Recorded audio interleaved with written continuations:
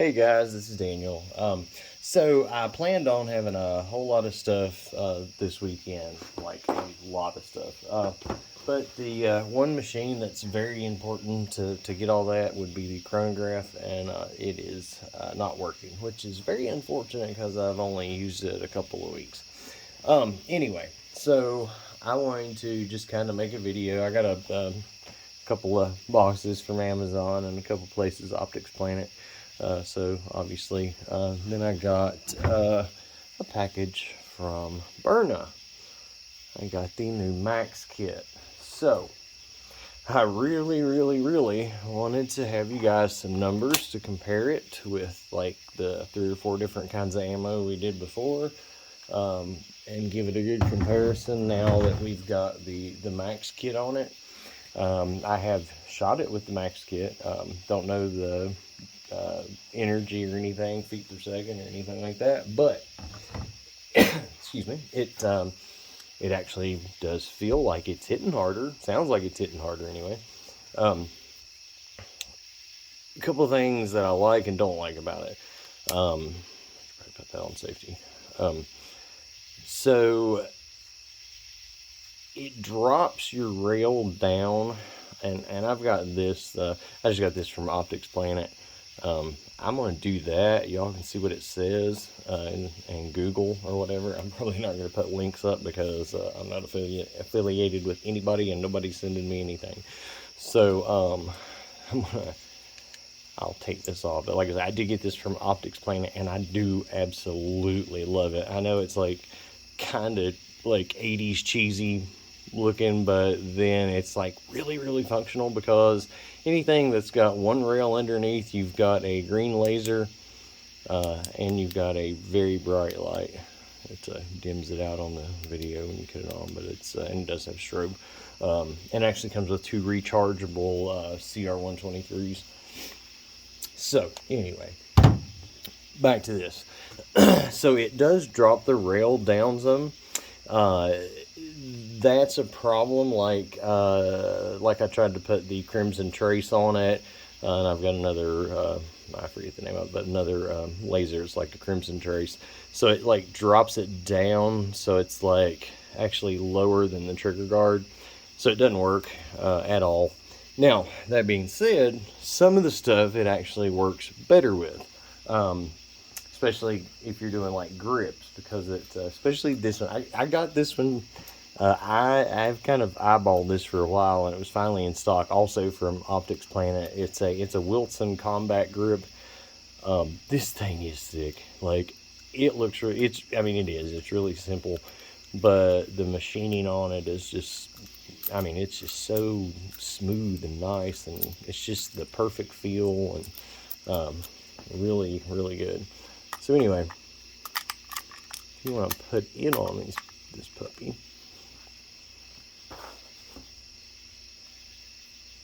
I don't know why I really dig the Byrna with the vertical grip.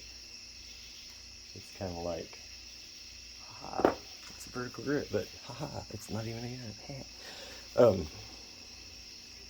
Anyway, so I really like it with that. Really stable, really comfortable. Anyway,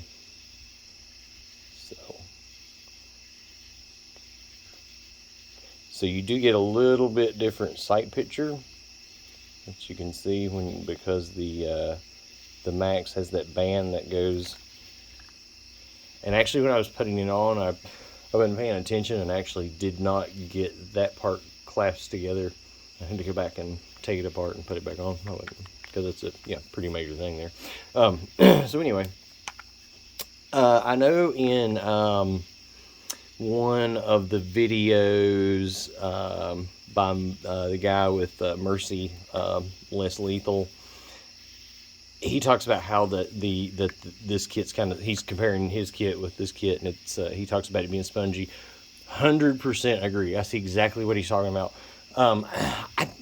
I don't know if it's going to be a problem, and after a couple of cylinders, it actually feels a little better. I guess it's kind of getting seated and everything, but yeah, totally, exactly. As soon as I put it on there, I was like, oh yeah, I remember what dude was saying. Now I've yet to try his, but that being said, this did have that sponginess to it. I do love the way the it it says it extends the barrel well. If you call that extended, it makes the hole longer, but that's still a little bit bigger diameter than it needs to be to really count for much. But it does give it a meaner look, and especially with the black and gray, I think it really pulls it together good. So anyway, so if I think the big question with the people looking right now probably for the Byrna is, are you glad you bought it? So here's my deal. If I was going to only have one gun of that size that I was going to, conceal and carry as my one and only, I would probably go with something other than the Byrna, honestly. I personally am glad that I bought it, and I do like it. And I want to say, I've said a couple negative things about it, but one thing about it, it has never one time not fired. Like it is very, very reliable, and that really matters in the kind of situation that you're going to use it in. And I've not done a lot with the pepper stuff or anything either, so I'm only using like the kinetic potential of mine anyway. So. But you got to look. You can get a 16 joule upgraded version of one of these that the ballistics on it like blow it out of the water for half the price, like literally almost exactly half the price. But you've got 2 shots and it's huge. You can't carry it, you holster it, whatever. This one, even with the max kit, even with that, it's still very carryable. Not when you're putting groups on it and stuff. And with these kind of with these markers and stuff like this, where they're not actual real firearms, I like to just make them look as stupid as possible, as long as it's still functional. Sometimes, the M17, it's all business though. That will be all business. I've kind of got it stripped down naked right now. My boy Mikey over at Canada Right Balls, he's got a similar setup, but I am actually gonna let him try out this whole grip setup deal that I got going on here. So Mikey, Merry Christmas. You got a package on the way.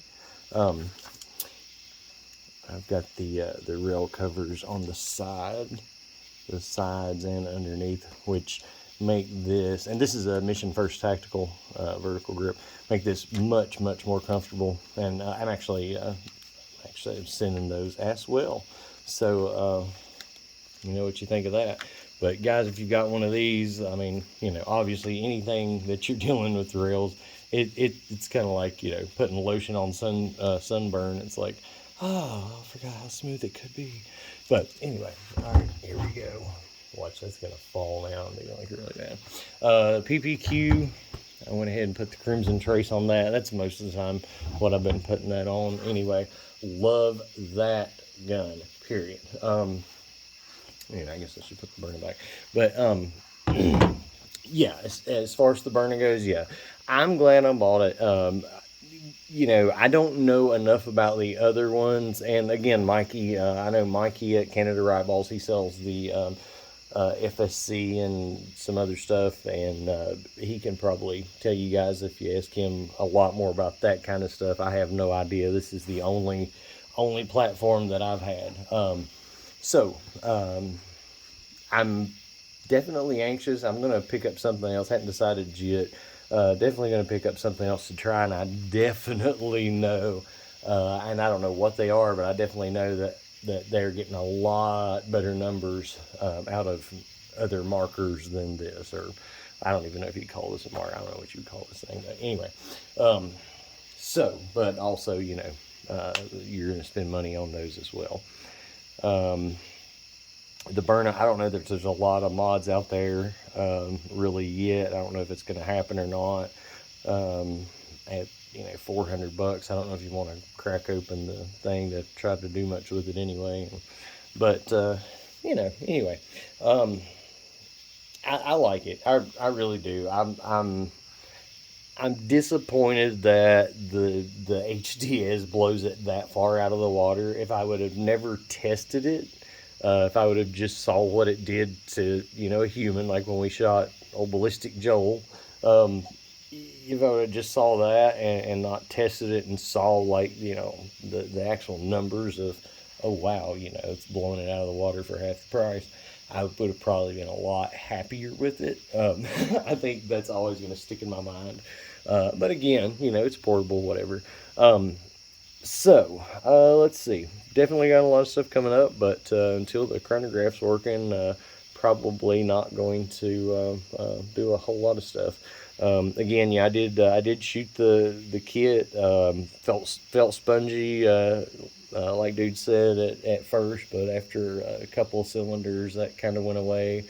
Um, Definitely sounded like it was hitting harder. And one of the major things I wanted to do on this, guys, if y'all are doing riot balls and like trying to save them, like I live like in God's country. So after probably $30 to $50 in the first 10 minutes worth of them going up into the woods, and me realizing, oh wow, I can't get those, I started looking for a way to catch them. I've seen a lot of different stuff, but uh, I love this. The foam archery target.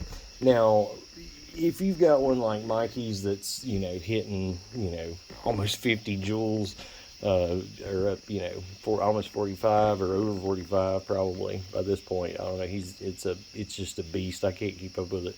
But anyway, I would think those would probably go straight through this. Now, the Byrna, the Byrna goes a the Byrna goes pretty doggone deep, actually. Yeah, I'm touching one there now. But all of these were as the cylinder was kind of running out.